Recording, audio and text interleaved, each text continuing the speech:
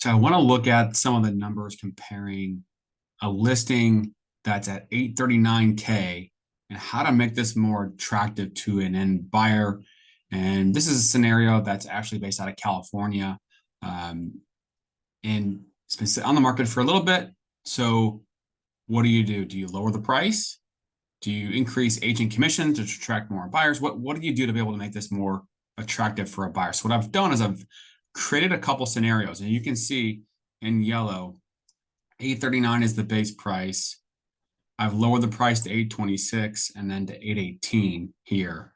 And these numbers look a little weird in terms of the reductions, but there's a reason why these are done in this way, and I'll get to that in just a second.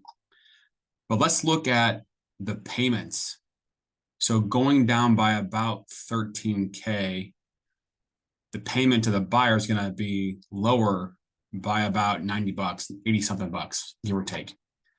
And then going an extra $8,000 lower from there, the payment is about 50 something dollars lower. Not going to break the bank. So these are derived from a different set of adjustments that I've made. And if I scroll up on this, you can see purchase price is the same, but we've lowered the interest rates here. And if the bottom, you can see this is 0 points at 7%. Again, this is not a rate quote. This is just a complete rough example. No data associated, just to be able to show the differences in numbers and how the logic can work on some of the opportunities when you talk to lenders. So paying 1.5 points to buy the rate down to 6.5 costs $12,000 and change. The payment difference is $273 a month.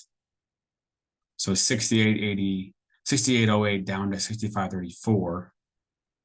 And then if you do it the next level down, again, paying an extra point, so 20,595 to get to 6%, and now your payment is 6266, and you're talking about a difference of a little over $500 a month difference.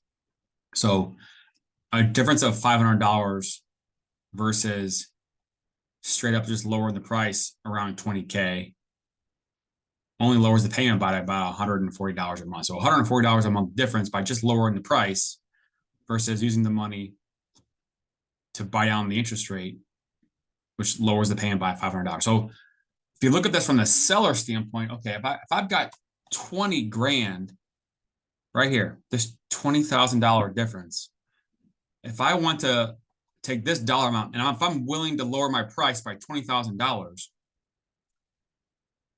what's a better use of that chunk of funds? Do I lower the price, or do I put that into a seller credit to be able to then allow the buyer to use that either to pay closing costs or to potentially buy down the interest rate?